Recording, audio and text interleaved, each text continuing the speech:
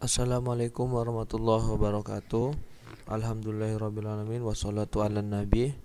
Alhamdulillah kita panjatkan kehadirat Allah subhanahu wa ta'ala.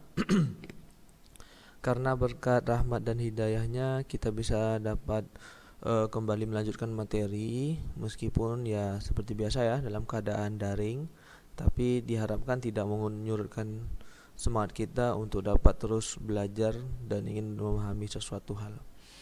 Baik, kemudian salawat dan salam tidak lupa pula kita hadiahkan kepada junjungan alam, yakni Nabi besar kita Muhammad sallallahu alaihi wasallam, dengan ucapan Allahumma sholli ala sayyidina Muhammad wa ala ali sayyidina Muhammad. Semoga dengan banyaknya kita bersalawat kita mendapatkan syafaat nanti di yaumil akhir, karena ini salah satu penolong kita di yaumil akhir nanti selain daripada amalan kita masing-masing. Baiklah ananda sekalian, alhamdulillah hari ini kita bertemu pada materi lanjutan dari prakarya dan kewirausahaan. Nah, untuk pertemuan materi 5 ini kita akan membahas tentang produksi produk grafika. Nah, untuk bahan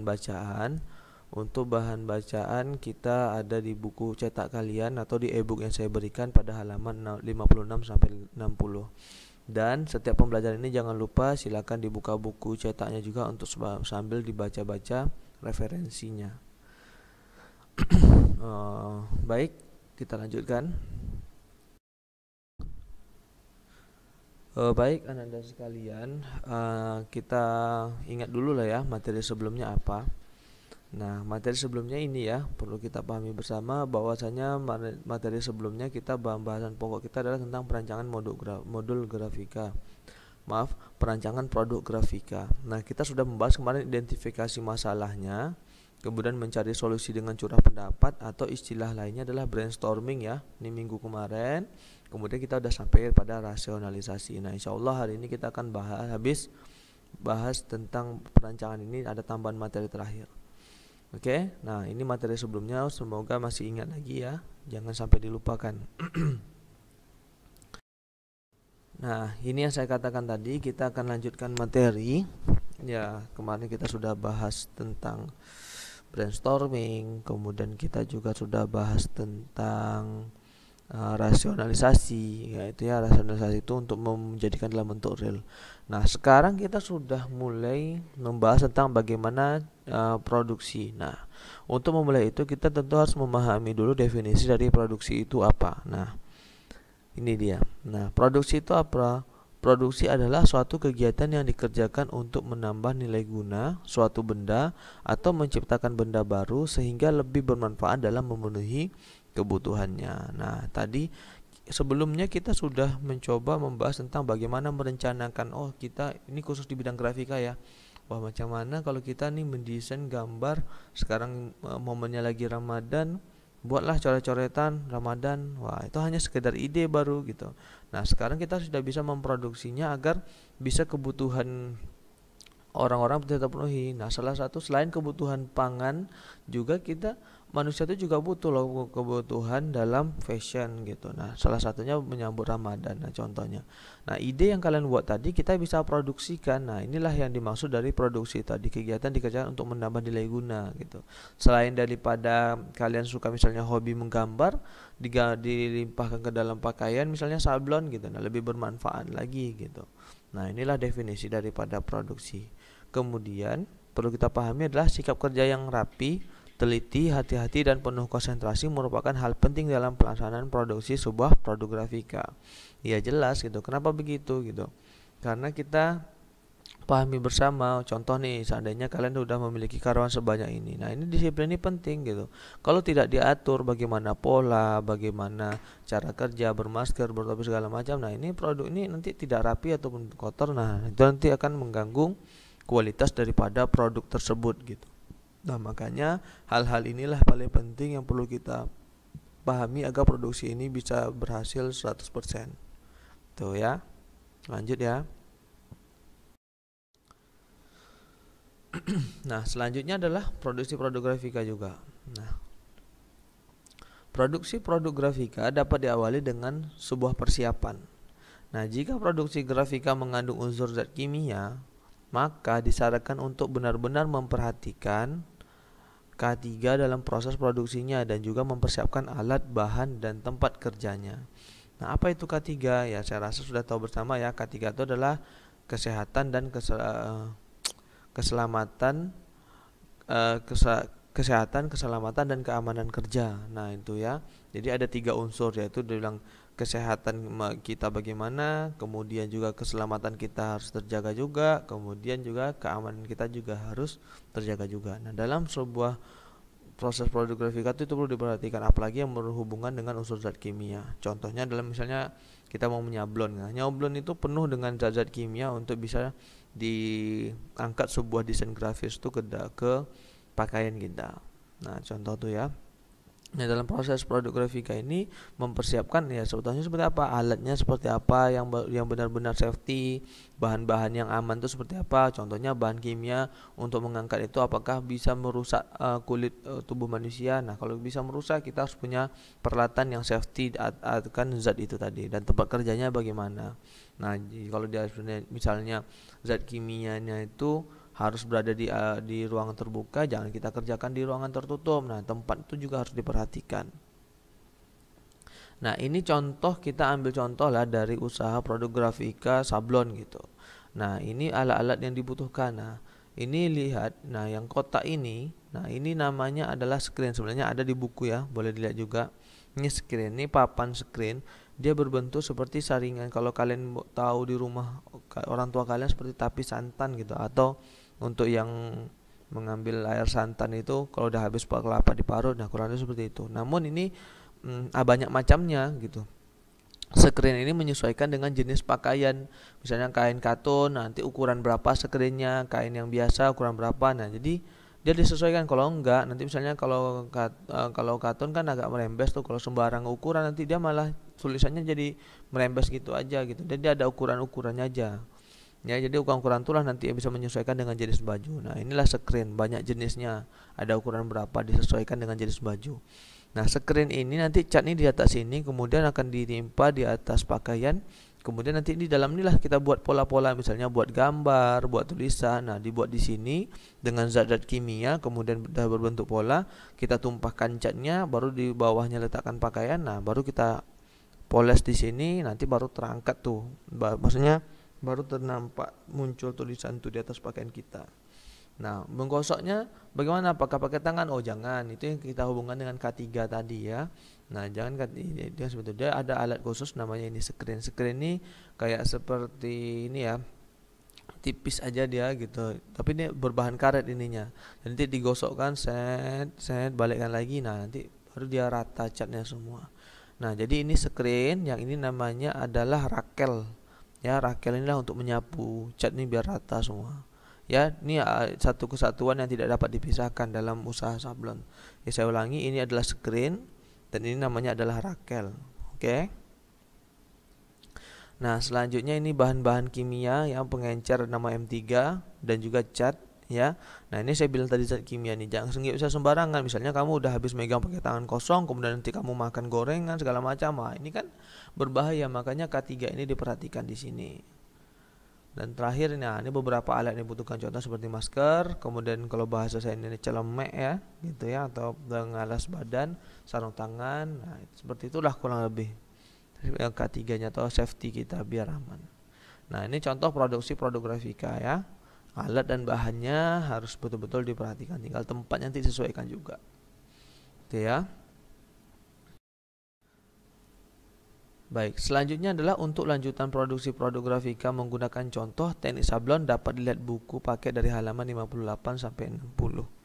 Nah, ya, jadi lebih bagusnya kalian lihat di buku. Namun saya ini singkat saja saya jelaskan di presentasi saya. Nah, ini contoh rencana produk grafika ini. Anggap kita ingin membuat sablon pakaian baju. Nah, dengan gambar seperti ini, ya. Ini contohnya. Ini dari rencana kita mau kita angkat ke pakaian. Dalam memulai produksi produk grafika berupa sablon dapat memulai dengan membuat acuan cetak. Nah, nih acuan cetak ini ibarat gambar, ini yang akan kita angkat nanti ke atas screen. Screen tadi nanti ini kertas kita letakkan di screen. Nah, nanti kemudian itu nanti akan muncul nih pola-pola seperti ini. Nah, yang perlu kita pahami, acuan cetak dibuat bergantung pada desain dan teknik yang dipilih. Nah, nih desainnya nih. Nah, pada penggunaan teknik sablon, ini paling penting ya, perhatikan semua ya. Ini paling penting, pada penggunaan teknik sablon dengan acuan cetak pada screen beremulsi. Nanti atau ada cat-catnya lah gitu. Ya, ada gambar-gambar gini. Ya, yang putih ini nanti nggak masuk nih, yang masuk ini pola-pola seperti ini aja nih yang masuk nanti dengan teknik tertentu. Atau nanti inilah kalian lihat di Classroom, saya lampirkan contoh orang menyablon gitu ya, link videonya nanti boleh kalian lihat. Pada penggunaan teknik sablon dengan acuan cetak pada screen beremulsi, dipersiapkan screen beremulsi sejumlah warna yang diinginkan. Ingat ya, sejumlah warna yang diinginkan. Nah, setiap warna dibuat film tersendiri atau screen tersendiri ya. Setiap film kemudian dibuatkan screen beremulsi sesuai dengan gambar pada film. Nah, dia ada kuncinya di sini, warna yang sejumlah warna yang diinginkan. Nah, artinya berapa warna nih, lihat. Nah, makanya saya di sini buat pertanyaan, ada berapa warna yang akan dibuat kira-kira? Nah, kita lihat. Di sini ada unsur hijau, tambah di sini hijau. Ini intinya satu screen. Cuman kalau dia menggunakan sablon manual, dia nih akan banyak screen-screen tertentu. Kita hitung sama-sama ya. Nah, ini screen yang green atau warna hijau ya. Satu. Kemudian di sini sedikit ada warna kuning sama paruh sama tulisan, ada 2. Kemudian warna coklat ada 3, hitam 4. Kemudian ada nih warna ini sama dengan burung ini sama 5. Nah, berarti dari gambar ini kita bisa lihat ada 5 gambar. Oh, tambah satu lagi nih, ada bagian outliernya. Nih. Ya, berarti 6 ya. Nah, berarti ada 6 warna. Nah, ini yang dikatakan tadi, artinya dia akan membutuhkan 6 screen. Jadi satu screen warna hijau, misalnya ini jadi warna dasar, kemudian angkat warna kuning, kemudian satu screen lagi warna coklat, satu screen lagi warna hitam, satu screen lagi warna ini, ya. Nah, dah. Setelah itu nanti satu-satu dulu, bagi hijau dulu, dah satu screen taruh baju, ganti screen kedua, screen ketiga, screen keempat, screen kelima, keenam. Nah, gitu contohnya. Nah, jadi dia artinya kalau sablon manual ini seperti itu gitu, satu persatu. Nah, sekarang udah ada informasinya, ada bahwasanya sudah ada sablon digital. Jadi sablon digital tuh udah seperti kayak ngeprint printer kertas gitu ya. Ngeprint, cetak jadi gitu. Nah, udah keren. Pokoknya semakin berkembang zaman, manusia itu akan mengembangkan teknologi terus lah pastinya. Oke, itu ya. Ini contoh produk grafika sablon. Bisa lihat di halaman 58 sampai 60 untuk lebih jelasnya lagi. Oke, selanjutnya produksi produk grafika multimedia. Nah, ini buku nggak ada nih.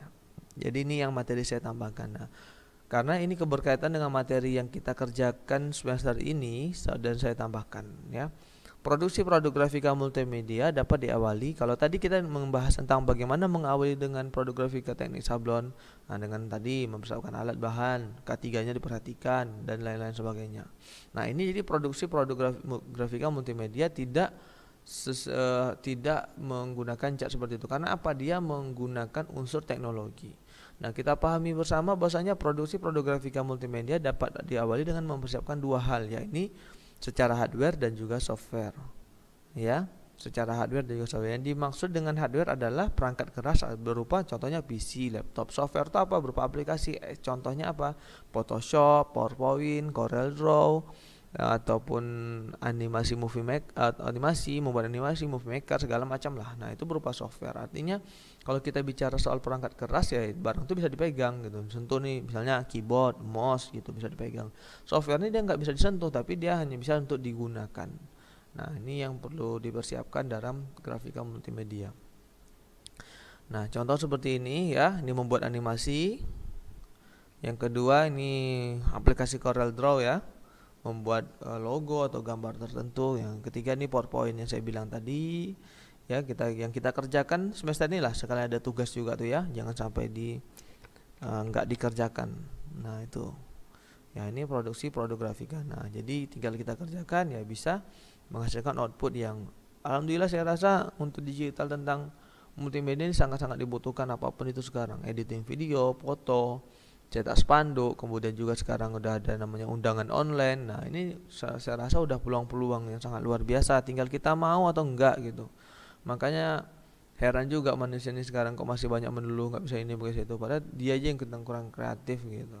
Karena kita pahami bersama ya, kita flashback materi sebelumnya, kita pahami manusia itu Allah berikan adalah makhluk yang kreatif, tinggal kita tuh mau mengaktifkan enggak kreativitas kita, itu saja. Nah, gitu. Oke, kita lanjutkan. Wah, ternyata sudah habis rupanya ya. Oke, nah jadi untuk materi lanjutan silakan kalian praktek PowerPoint mandiri. Nah, di sini juga nanti saya lampirkan untuk referensi belajar mandiri, saya lampirkan link YouTube pada Classroom dan silakan lihat di situ nanti. Ya. Nah, itu. Jadi nanti diskusinya bisa berupa kita ngobrol di Telegram, tapi kalau Telegram kalian bertanya mungkin ketika kalau di grup ya, di jam pelajaran dimulai, tapi kalau misalnya mau japri saya secara mandiri bebas kapanpun. Kalau terlambat mohon maaf, mungkin saya ada aktivitas lain, tapi insya Allah akan saya balas di lain waktu gitu. Kalau ada waktu juga boleh sambil di telepon juga nggak apa-apa. Kalau mungkin kita ada kesempatan waktu, kalau kalian mau live kelas Google Meet untuk dipandu ngerjakan, bantu belajar PowerPoint-nya juga boleh, tapi kita sesuaikan waktu saja. Nah, oke, ini di sesi akhir saya sekedar ingatkan aja, itu saja materi kita hari ini, dan insya Allah minggu depan kita akan membahas tentang kemasan grafika, karena ini juga penting dalam sebuah produk, itu penting kemasan agar orang tuh kenal dengan produk kita tuh apa gitu. Nah, ini yang perlu kita penting, produk grafika yang bilang kemasan. Nah, insya Allah mudah-mudahan kita ketemulah di pertemuan selanjutnya. Baik, itu saja mungkin materi saya hari ini. Lebih dan kurang saya mohon maaf sebesar-besarnya. Jangan lupa setelah ini seperti biasa kerjakan refleksi di Classroom, itu sebagai nilai harian juga dan sebagai bukti kalian sudah melihat materi saya hari ini, dan juga sebagai memantapkan pemahaman lah. Dan juga apabila ada pertanyaan yang kalian masih bingung dan perlu kita diskusikan, seperti biasa bisa bertanya di grup Telegram atau di grup Telegram selama jam belajar berlangsung. Kalau di Classroom bebas, nanti insya Allah buat aja di kolom komentar bertanya, insya Allah akan saya respon. Oke, baik, itu saja mungkin dari saya, lebih dan kurang saya mohon maaf. Jangan lupa refleksinya dikerjakan ya, jangan sampai terlambat karena semuanya saya buat deadline. Terima kasih. Assalamualaikum warahmatullahi wabarakatuh.